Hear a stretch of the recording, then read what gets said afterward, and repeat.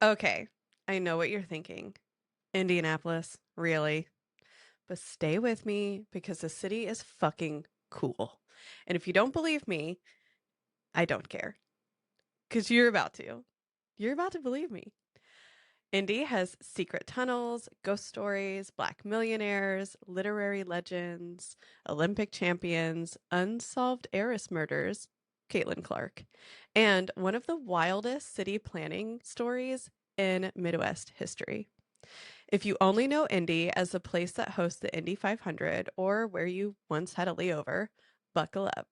Today, we are giving my hometown the deep dive it deserves, not the flyover summary, the actual juicy, sometimes spooky, often badass history that makes Indy Indy.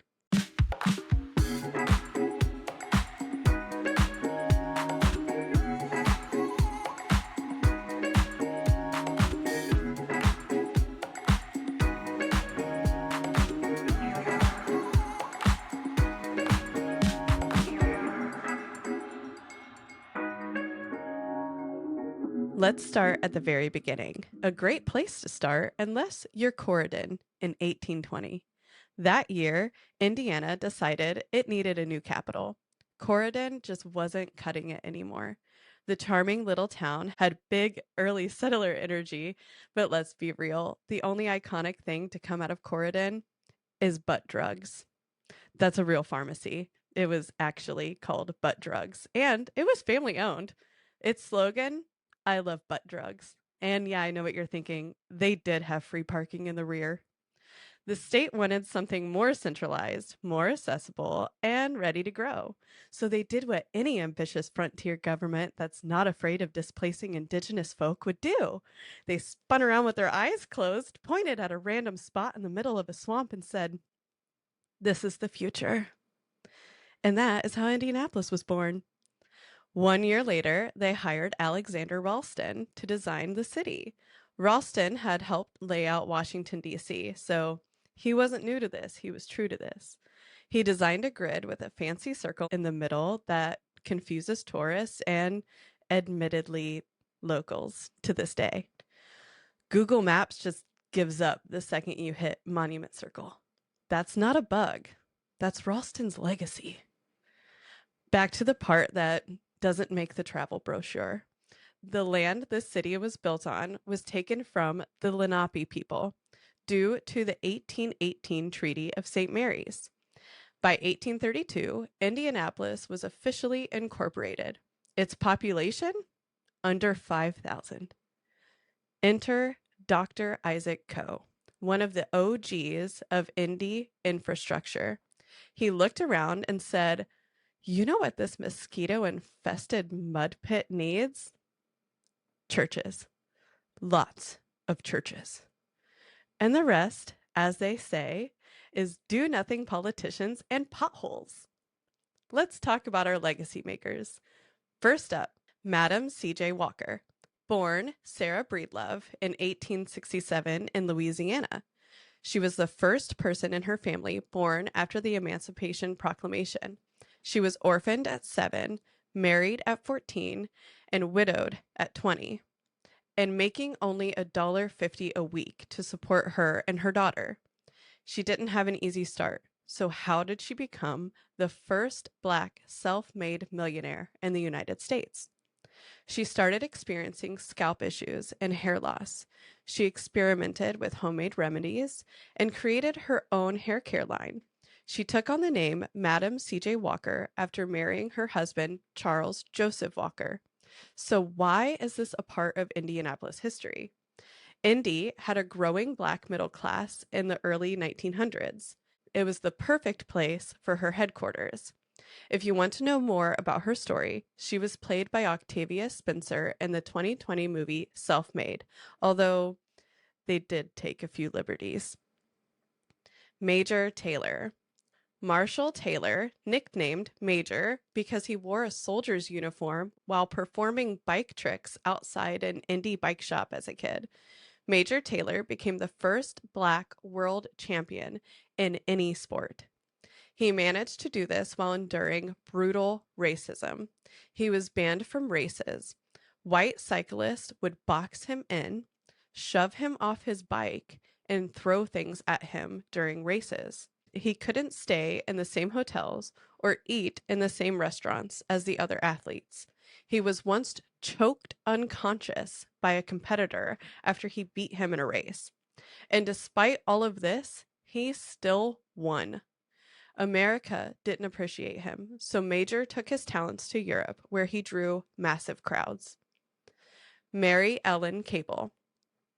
Mary Ellen was a brilliant educator who laid out the Civil Rights Foundation for Indianapolis. Her name is preserved in Cable Academy, an IPS school.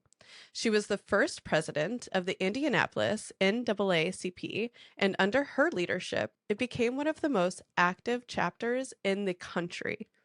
She fought for quality education for Black children when separate but equal really meant separate and barely funded.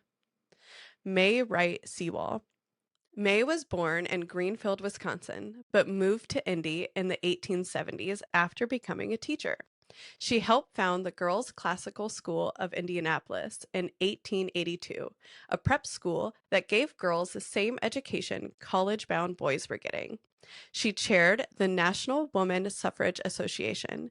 She had bad bitch friends too, like Susan B. Anthony and Elizabeth Cady Stanton. She was running classrooms, political campaigns, and the patriarchy ragged. William Fortune, the ultimate civic overachiever.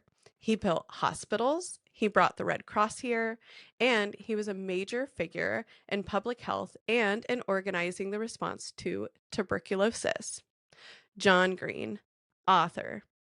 Maybe a bigger Indy enthusiast than I am. Nerd fighter. The man who put Indy in every teenager's sob story with The Fault in Our Stars. He fights for public health funding like it's his full-time job. I mean, who's cooler than John Green? I'll tell you who. His wife, Sarah. She's a museum curator, art educator, and worked for Newfields for over a decade, where she played a role in bringing my daughter's favorite part of 100 Acres, Funky Bones. Funky Bones even makes a feature in the movie The Fault in Our Stars. Check out her YouTube series, The Art Assignment. She's the art teacher you wish you had. Now, let's get to the fun part. The lore. Tunnel conspiracies. People say there are underground tunnels running beneath downtown, from City Market to Monument Circle to Arsenal Tech High School. Some say they were Civil War hideouts. Others think they were bootlegger tunnels. No one really knows. Let's talk about the tunnels that has Reddit obsessed. They are locally legendary and weirdly plausible. The tunnel locations include City Market Catacombs. Yes, we have a catacombs. Indianapolis Union Station, Old Central State Hospital, and Fletcher Place basements, just to name a few. Some are verified, and some are more, I swear my cousin went once. The thing no one agrees on, why do they exist? Let's get into the theories. Civil War hideouts. Some believe the tunnels were part of the Underground Railroad, and there's some historical basis for this, as Indy has strong abolitionist roots. But many of the tunnels were created after the Civil War, which throws a wrench in that theory. Bootlegger tunnels. Indy had speakeasies, and some people swear there were hidden booze routes underneath the Slippery Noodle. This is a plausible theory. The tunnels could have been a way to connect warehouses to bars and wet homes, which explains the Fletcher Place basements. Medical transport of mental patients. Because some of the tunnels are connected to hospitals, including Central State Hospital, which is notorious for its dark past. The hospital was known for lobotomies, restraints, and treating the criminally insane and addiction. Secret military tunnels. People claim there are tunnels beneath Arsenal Tech High School from its days as a Civil War arsenal. Some say they were used as munitions transport, and some say they were used as bunkers. Students and staff have claimed to find sealed off doorways in the basement. Shady government business. This one is the most sinister.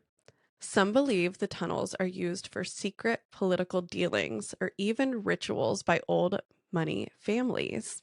And what we know about the government, I can see that one. Every city has its ghost, and Indianapolis is no different. From the Athenaeum to the former Central State Hospital to Camp Morton, where Civil War prisoners reportedly still roam. One of the most notorious, the murder of Dr. Helen Knob, a pathologist found with her throat slit in 1911. Dr. Helen Knob was born in Germany in 1860. She moved to Indianapolis and became the first female assistant pathologist for the state of Indiana. But in October of 1911, Helen was found dead in her apartment on Delaware Street. Her throat was slit from ear to ear. Police found no signs of a robbery and no signs of a struggle. At first, the city tried to call it a suicide, but her fellow women in medicine weren't having it. The wound was too deep, and the angle didn't match that of a suicide. One doctor said, "A woman cannot cut her own throat in that fashion." A private detective was brought in, and he believed the physician she was rumored to be romantically involved with was the murderer, but no charges were ever filed. Legend says her spirit still haunts the building where she was murdered. People have reported flickering lights, cold spots, mysterious footsteps, and even a few sightings of a woman in old-fashioned clothing. Unfortunately, Dr. Knob's murder still remains unsolved. Next up is the murder of grocery store heiress Marjorie Jackson. Marjorie inherited about $25 million from her husband. Marjorie was deeply religious and intensely private. She wrapped doorknobs in aluminum foil, claiming it kept out the demons. After a VP embezzled $700,000 from her accounts in 1976, she no longer trusted banks. She would withdraw about $8 million in cash over several months and stashed it around her modest home off of Spring Mill. This wasn't really a secret either. Many people knew Marjorie's house was overflowing with cash. In 1977, she was robbed of nearly $1 million. When the cops came to investigate, she told them to leave her property.